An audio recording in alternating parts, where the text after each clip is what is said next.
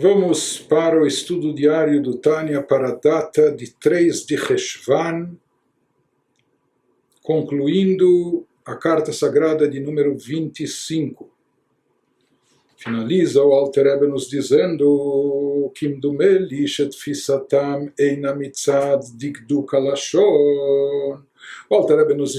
esclareceu que aqui pode ter havido uma falha de tradução dos compiladores, quando eles falaram que paira sobre a boca do Goi que está interferindo na reza do Yehudi, paira a Shekhinah, e ele falou que a expressão apropriada é está investida, a Shekhinah, ou revestida, está encoberta, mas a Shekhinah efetivamente está lá presente. Mas diz o Alter Rebbe, quando ele se refere àqueles que são opositores e contestadores da Hassidut, que estavam contestando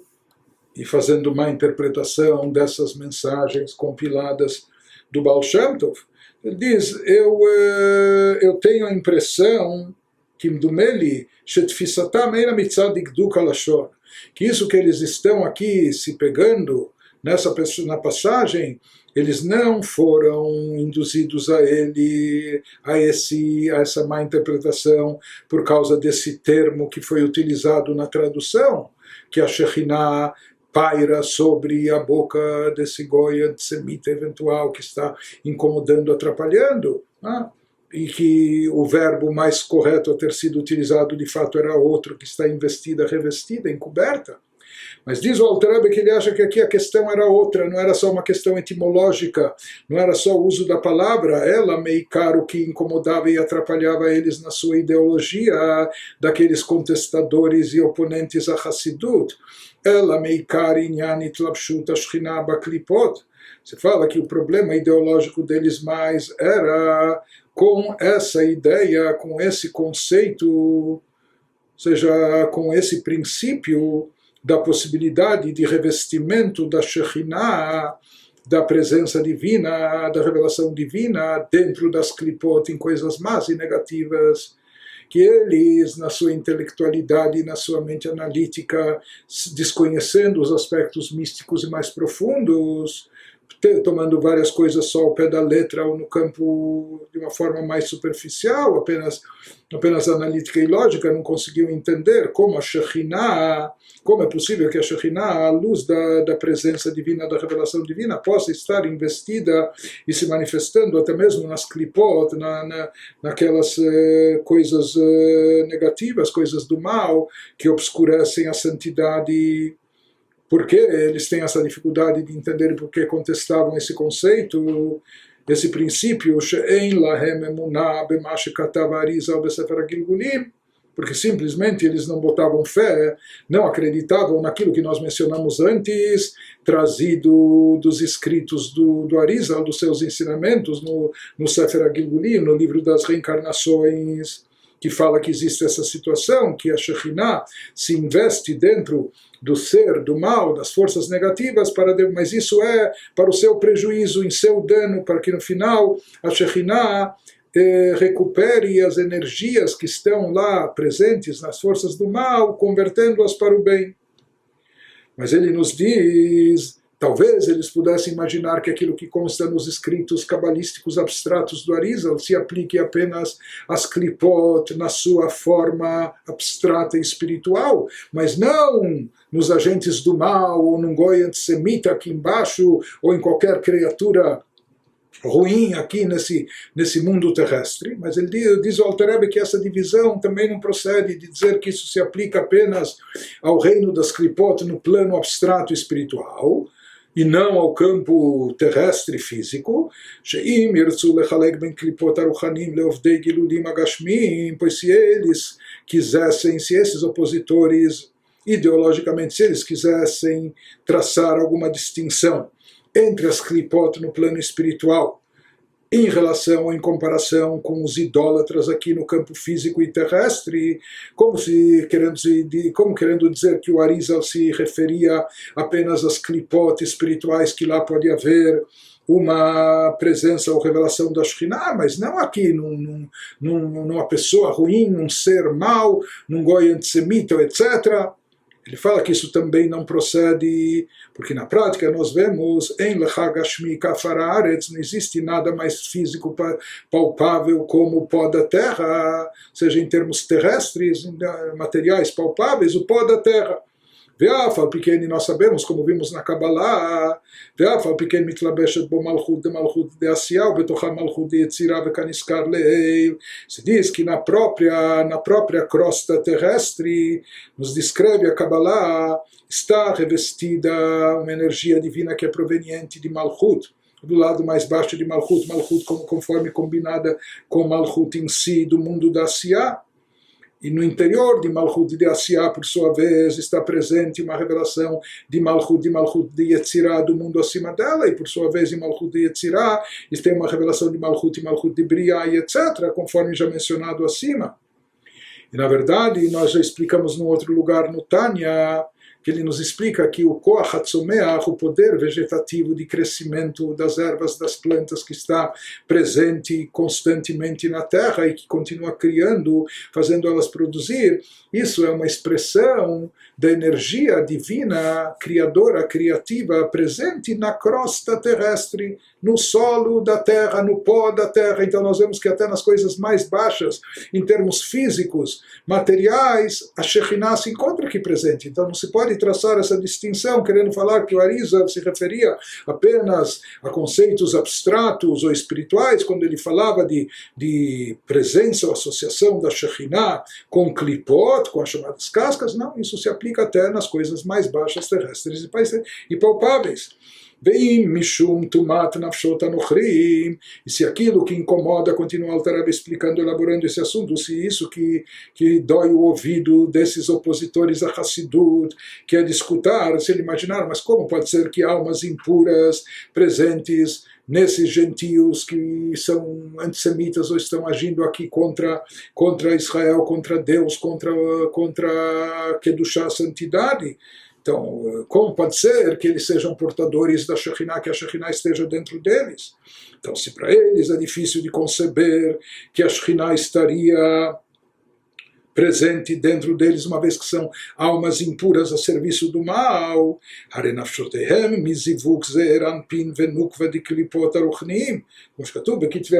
continua contestando com fontes cabalísticas o Rav Shneur Zalman essas suposições, porque ele nos diz, é trazido na Kabbalah, ele menciona aqui dos escritos também do Arizal, do Rav Yitzhak Luria, que mesmo essas almas desses gentios, ou até do Goy antissemita eventualmente, de acordo com a Kabbalah, essa alma também é derivada de uma unificação, de um encontro do chamado elemento masculino e feminino, das chamadas klipot espirituais, que lá também existe uma fusão de energia, da energia maior da Sefirot de Zod, de Zeir Anpin, das 6 Sefirot de cunho emocional, com Nukva, com Malkut, no campo da Klipá. E tudo isso está escrito nos ensinamentos do Arizal. Em outras palavras, Nimtza she'aruchaniim mekor tumatam. Ou seja, nós vemos aqui que as fontes de impureza dessas criaturas aqui embaixo, são as klipot espirituais. Ou seja, o Arizal já trouxe isso nos seus tratados, nos seus ensinamentos. Mas então nós vemos, se eles sustentam que a Shekhinah pode estar revestida nas klipot espirituais, quando elas estão num plano espiritual e abstrato ainda, mas na prática nós sabemos, então, mas eles estariam se contradizendo, porque na prática nós sabemos dos próprios escritos luriânicos do Arizal, que essa energia presente nas klipot espirituais é o que dá vitalidade a todos os seres das klipot, a todos os agentes do mal aqui, todos os possuidores dessas almas que estão agindo mal aqui embaixo. Como pode ser que uma faísca, uma centelha da luz divina ou da própria Shekhinah, que é algo tão sagrado, tão elevado, divino, se revista dentro de criaturas más, ruins, agentes do mal? Diz o Alter Rebbe, para entender isso é necessário uma explicação muito vasta e larga. como se dá, como ocorre, como é possível esse revestimento de algo tão sagrado, tão sublime como uma luz da Shekhinah dentro de criaturas que estão a serviço do mal. Mas ele nos diz, se as pessoas têm dificuldade em entender isso e, portanto, contestam essas colocações, as queixas deles não devem ser voltadas e dirigidas contra nós, contra os ensinamentos racídicos, os ensinamentos dos mestres racídicos, porque isso não é uma novidade que o racidismo trouxe, isso é algo que consta claramente já há séculos atrás nos escritos cabalísticos do Arizal, Kimal, Kitve Arizal. Portanto, se eles têm questionamentos ou queixas quanto ou contra essas colocações, esses questionamentos e essas contestações devem ser voltadas não aos mestres racídicos, e sim aos escritos anteriores e sagrados do Arizal. Portanto, ele está aqui demonstrando que isso não é uma novidade, não é algo que foi inovado e trazido pelos mestres racídicos. Isso consta na Kabbalah séculos atrás. Continua o Alter Rebbe e diz: Ve'al yachshedeni shomea she'ani beinai she'evanti divrei Arizal. Que ninguém desconfie e suspeite de mim. Na sua humildade, diz o Alter Rebbe, que ninguém suspeite de mim, que o ouvinte disso não suspeite, Shani Beinai, que eu, aos meus olhos, me vejo como alguém que entendeu bem todas as palavras e ensinamentos do Arizal, Leafshitan Migashmiutan, sabendo desprendê-los de conotação física. Porque, como nós falamos, isso é uma coisa essencial no estudo da Kabbalah, tomar muito cuidado de não materializar, de não encarar de forma grosseira os conceitos ou os exemplos, as metáforas que são utilizadas na Kabbalah. Ou seja, quando se estuda Kabbalah, tem que se saber que se trata de assuntos muito elevados, muito sublimes, muito abstratos, espirituais, mas que apenas para aproximar da nossa compreensão são utilizadas certas metáforas, mas é essencial que a pessoa saiba se desprender de toda a conotação física material, transcendendo todas essas limitações e ter um poder de abstração para captar a essência espiritual do conceito que está para ser transmitido. Então, na sua humildade, diz o Alter Rebbe, que ninguém, quando eu estou expondo isso e falando que aqui isso já consta nos escritos do Arizal, e isso não é uma novidade que o Baal Shem Tov trouxe, portanto, é incabível ficar acusando os mestres racídicos ou contestando os seus ensinamentos. Quem tem queixas que dirija isso ao Arizal, porque esses ensinamentos já estão na Kabbalah, que nos foi transmitida e ensinada por ele. Mas diz o Alter Rebbe que ninguém imagine que eu aqui estou sustentando, que eu sei exatamente como interpretar as palavras do Arizal, desassociando-as de qualquer conotação física, material, etc.,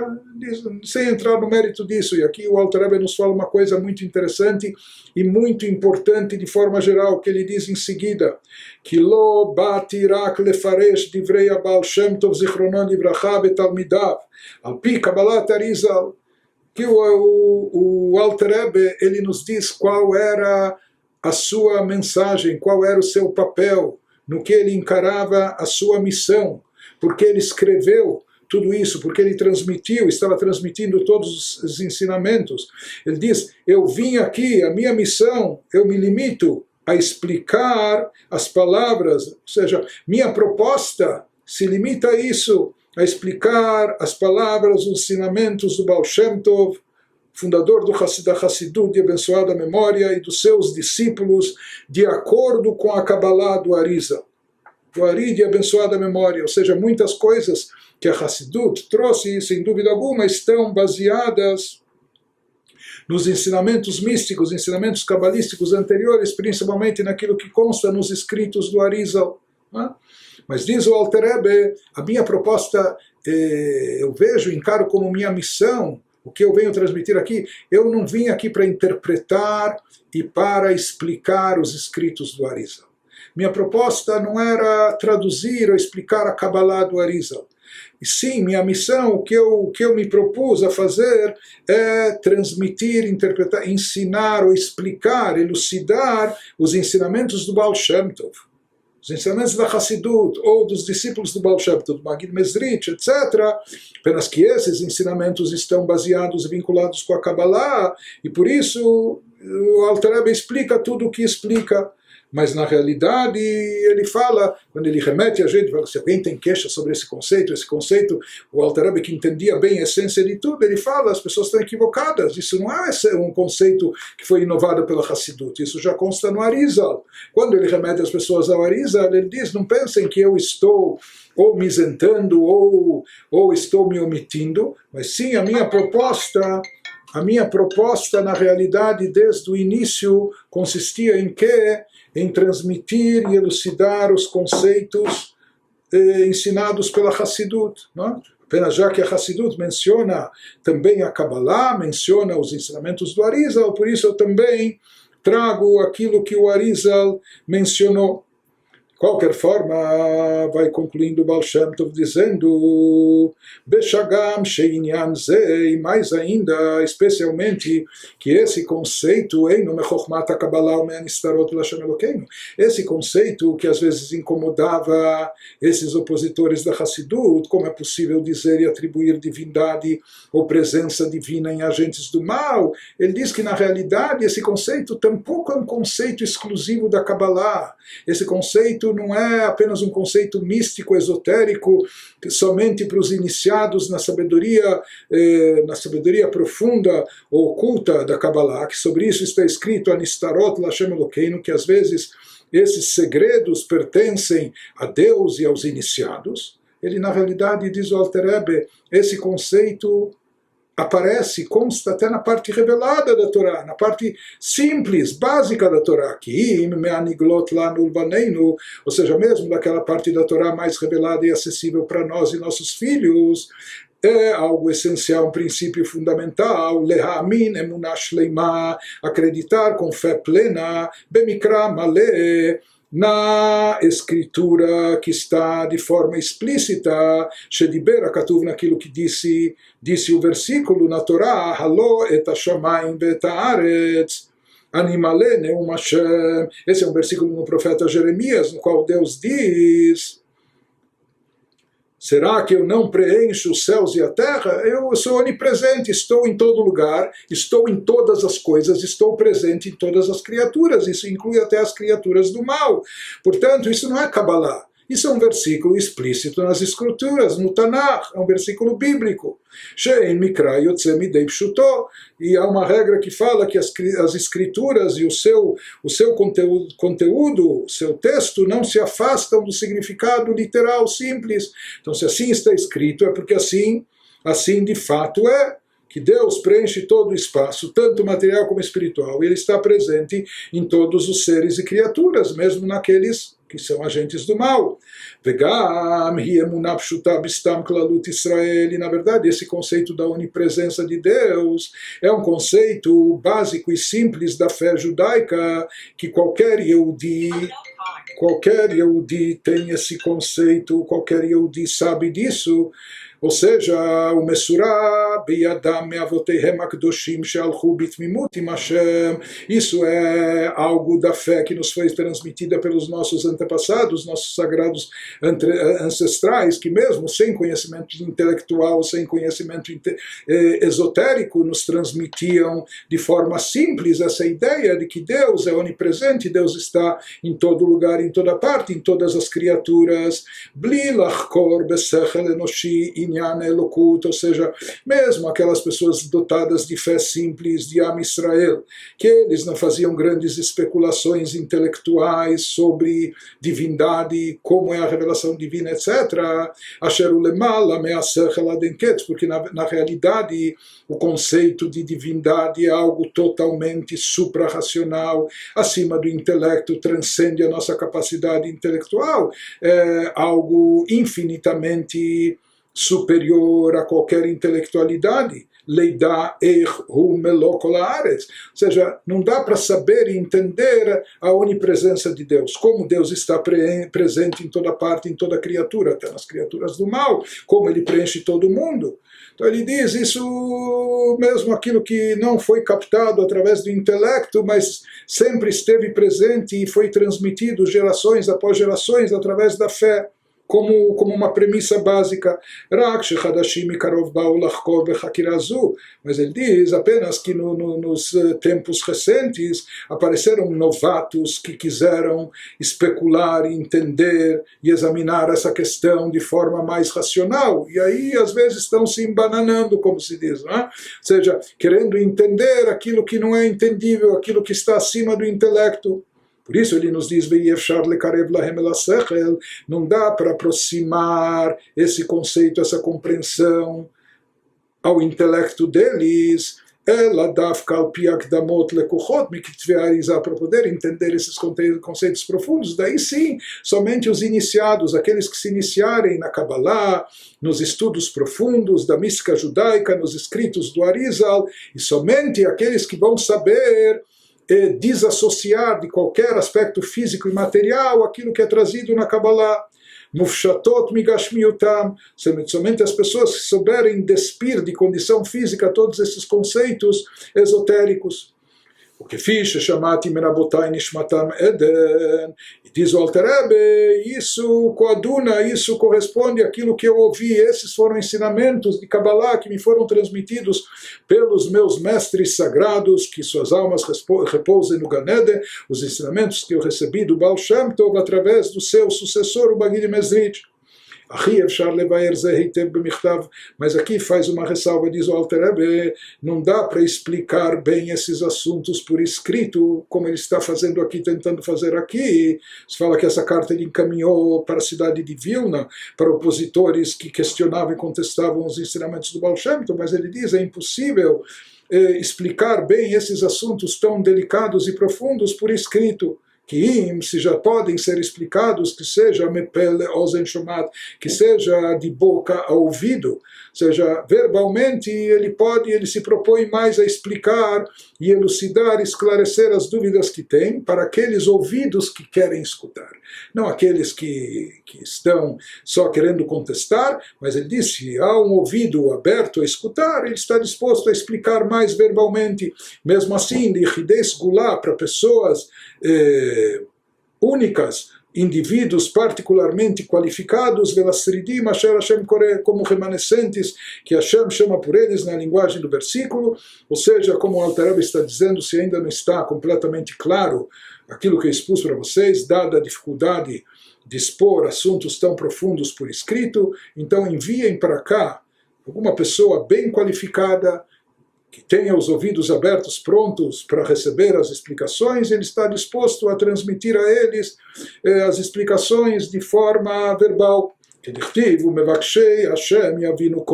Conforme está escrito no versículo em Mishlei, no livro de Provérbios, aqueles que procuram Hashem entenderão tudo, ou seja, se eles estiverem genuinamente interessados em entender, se eles estão buscando Deus, querendo entender, então eu vou procurar explicar e eles vão entender. Mas dessa linguagem afirmativa do versículo, a gente também pode inferir o contrário, o lado negativo, ou seja, que aqueles que não estão